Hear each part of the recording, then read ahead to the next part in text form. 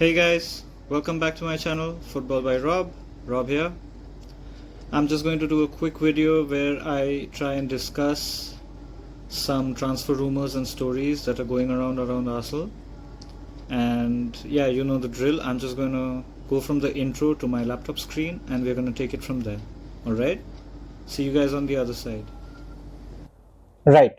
So, we got news recently that Viktor Gyokeres, who has been a target for Arsenal among other strikers, was in a really foul mood because he was apparently being hard done by his club, Sporting Lisbon. Now, the issue here is that Gyökeres was apparently supposed to move last season, but they came to an understanding, a gentleman's agreement, something that I feel is total BS, if you ask me personally. Uh, they came to a gentleman's agreement between the club and him that he would stay for one more season and then they would allow him to move to a bigger team. But now that the season is over, Sporting apparently don't want to let him go for the price that him and his agent believed they had agreed when this gentleman's agreement was struck. This is why you always get things on paper with ink. I feel there is no room for this gentleman's agreement or unwritten rule or spirit of the game, all this nonsense. It's exactly what it is. It's nonsense. So yeah, if we see this article from the Mirror, they're saying that him and his camp had basically come to an understanding with Sporting that there would be a total sum of 59 million pounds or 70 million euro is what the package would be for Gyökeres to leave. Even though there is an 85 million pound release clause in his contract. Now, I don't know if this release clause is actually there or not, but if it is, I don't see how anybody can be mad at Sporting. When he signed the new deal, he must have agreed to it. And if it's there in the contract, they would be fools to accept something that is way lower, especially in this market where even bang average players go for a lot of money. If you know how to sell them, that is. So this is what the Sporting president said. He's basically said threats, blackmail, and insult don't work on me. I can guarantee that Gyökeres will not leave for the 60 million plus 10 million euro, that is 51 million and 8.5 million pounds respectively, because I never promised that. The game that the agent is playing only makes the situation worse. To this day, Sporting has not had an offer for Gyökeres, neither today nor last season. Okay, so again, we don't know who's telling the truth. Gyökeres was on IG. He had posted up a story where he said, there is a lot of talk at the moment. Most of it is false. I will speak when the time is right. Now, amidst all this, there was this Portuguese publication who basically said that Arsenal had apparently made an initial bid and they had been rebuffed essentially. But this was followed up by the same record saying that the agent, the player's agent, Gyökeres' agent, he essentially has written proof that they had agreed on this 70 million euro package total, including base price and add-ons. But now the Mirror have come out and tried to fact check them and say that they haven't said that. But I don't see any proof from the Mirror saying that either. So I'm not sure. I don't know how to read Portuguese. So again, I'm not going to trust any random Google Translate either and think I'm the king of the hill. But it's just murky and it just makes me wonder why people even bother getting into these gentlemen's agreements. Just get a proper written, piece of paper that you can actually take to court if things go sour. It makes no sense doing this and then pouting. Gyökeres has apparently said that he is going to go on strike. He won't want to come and join up the preseason camp for the team either. Now, I don't know. I'm not his agent or his representative, but that doesn't reflect really well on him, does it? If he's willing to do this at this club, what is stopping him from wanting to throw his toys out of the pram at another club 2 or 3 years down the line when he has a 5-year contract and a release clause or something or the other like that? Doesn't bode well, does it? But again, I don't know. I'm not sure whom to believe all that much at the moment. This guy is my personal choice for the summer, but again, I don't know. I've also read a story that we've apparently been told that Leipzig wants something close to 90 million for Šeško. Makes no sense to pay that kind of money for a up and coming striker, in my opinion. But again, like I mentioned in my last video, Šeško is the kind of player that, if we don't sign, we might end up looking back on it with a tinge of regret 2-3 years down the line, if he's actually made it and lived up to the potential that we think is on the horizon. Anyway, so that's Gyökeres done. Okay. Now, I read a story on Goal that said, pardon me, AC Milan are targeting Arsenal duo. This is Jakub Kiwior and Oleksandr Zinchenko. Now, you know what I've said about them. I'm okay with Zinchenko if he's gonna go. I'm fine. The money has to be decent. We can't be fleeced. Let's see what he's valued at right now. 20 million euro. We bought him for something around 37, I think. When did we buy him? Right there. 32 million euro. Okay. If we get 20 also for him, I'm okay. He's on the last year of his deal. Hasn't been pulling up any trees. If you go to his stats, what stats has he got? Let's see, current season.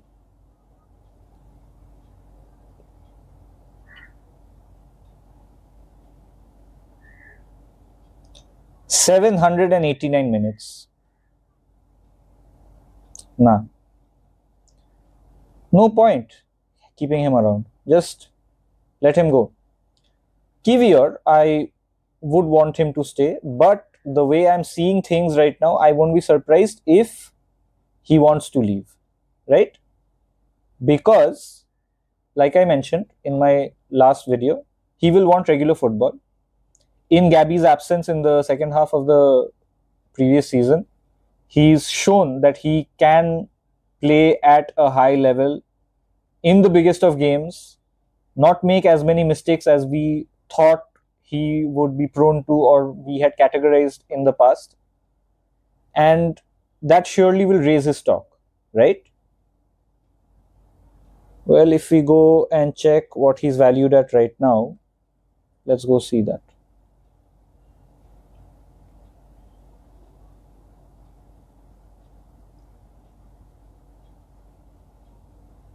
It's going to take a while to load. I don't know. My internet's been a bit spotty. But while we look at him, I'll also look at Zinchenko this season. If you look at this is his heat map. And according to that Goal article that I mentioned right now, we could be in talks to get this kid, Jorrel Hato. I haven't seen him play a whole lot, to be honest. But from what I have seen on his stat page, I like the look of it. This is Jorrel Hato. For comparison, you look at this giant red spot here. This is exactly the kind of thing that we would see or we would hope to see from Zinchenko in his latter Man City days and in the initial days at Arsenal when he was the left back who was inverting into midfield. Now, I like what I see here. Now, whether that can translate into the Premier League or not, this is the Eredivisie. It's a whole another ball game. So that will depend, right? But from what I'm seeing, this guy is valued at 36 million or something like that. Let's go here quickly. Yeah, 35 million. This would be a decent deal. His contract is a long one though. So again, I'm not sure what type of wages he might want to ask or whether Ajax will want to play hardball. We've had a decent history with them when it comes to transfers in the past. Right, Kiwior's page is opened up. If we go to stats, current season, he is valued at 28 million. Now, the problem with Milan wanting to buy two players at once is Milan are broke. And I know I have a really close friend who's a Milan fan. Hi, Rohan. Sorry. I know you have European legacy and all that, but I'm sorry, you can't pay for transfers with European Cups. Right now, I don't see them making as many moves as they're looking to make until and unless they sell some players. Now, considering the fact that they didn't really finish all that well last season, they might have to sell players like Leao.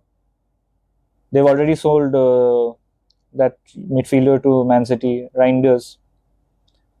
So again, it will depend. If they can pony up the kind of money that I want for Kiwior, see 28 million, if you're looking at, and I think we've already had him for 18 months now, or more than that. So we've already, I guess, paid around 7 or 8 million for him if you count the amortization. I would want something over 30-35 easily. Given the way Kiwior played, if a Premier League level club came to buy him, he could easily command a 40 million euro signing, transfer fee. The problem is he doesn't have any suitors from leagues that are flush with cash. There aren't a whole lot of leagues that are flush with cash, to be honest. There are a few teams in each league who have money, and then there's the Premier League, where everybody and their mother has money. So I don't know. If the offer isn't right, again, I want to check his contract. He has a long contract. So we are in no, situation where we can be strong armed into selling him, right? Until and unless we want to sell him. Now, again, you'll say, oh, maybe he will ask for a move and we will be decent about it and grant him the move.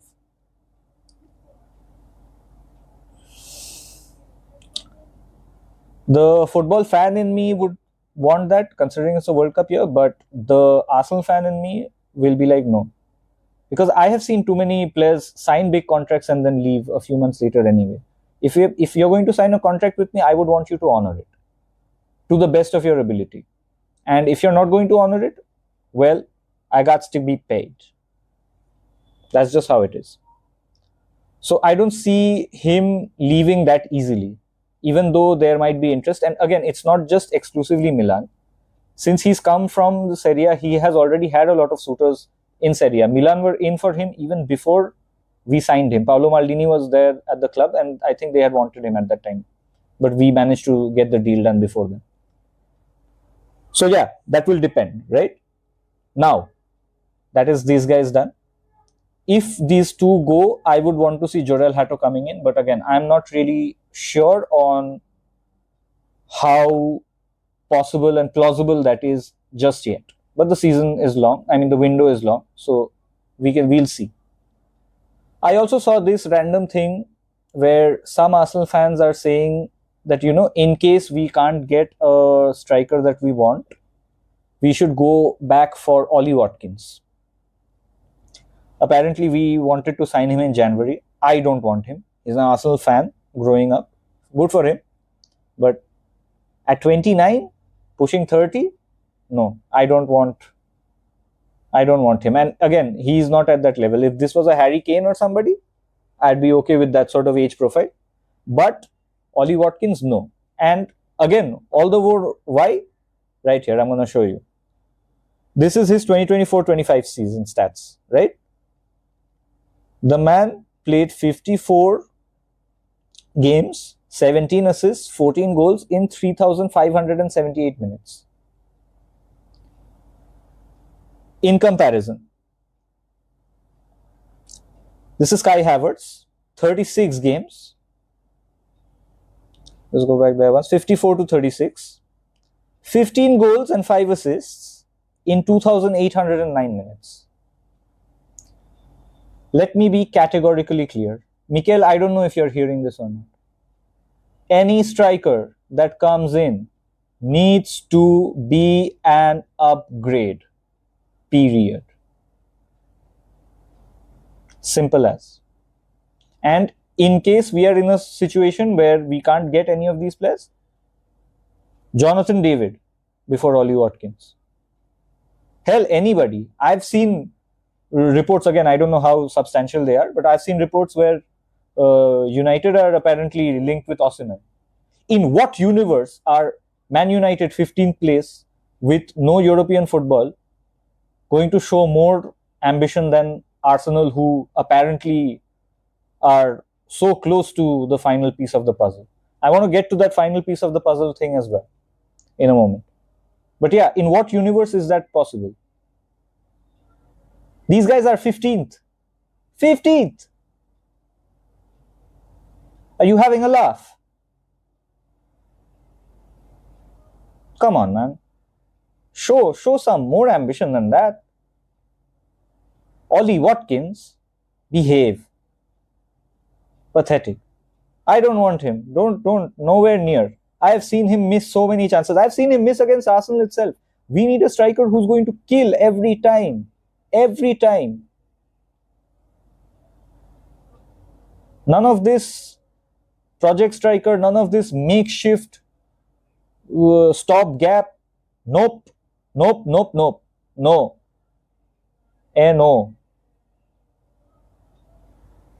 Get your business done and then stand on your business. None of this faffing about. Anyway, right. I don't want to get too riled up. But yeah, lastly,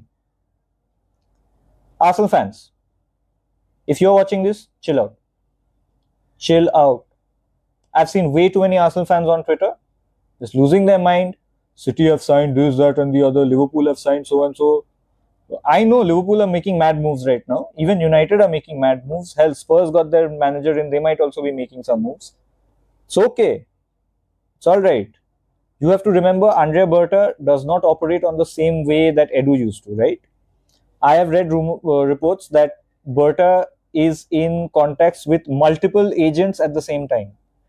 It's a different approach to what Edu is famous for, where he's all in on one player and then that is done, then he moves to the next, right? We just need to be patient. If on September 2nd the situation is the same, go on, go ballistic. I'll be with you. We'll vent together. But no, till then just wait, hold on. It's not that hard. Right now the Club World Cup's going to be on as well. Again, I'm not really sure if I'm going to watch all of it. Maybe I'll watch some of the big games. But it just feels like a money grubbing opportunity. Just I'm not too fussed. But we're going to see. Once the World Cup is over, once the Club World Cup is over, that's when you'll see business getting done slowly.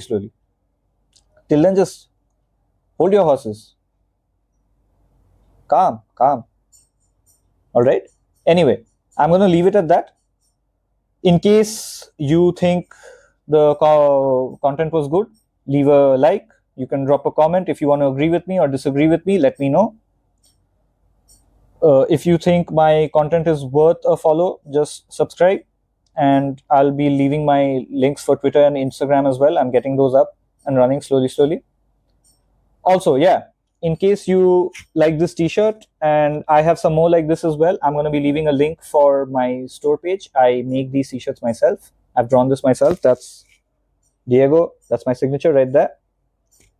And yeah, that's about it. See you guys. Stay safe, stay happy, and I'll catch you in the next one. All right? Peace.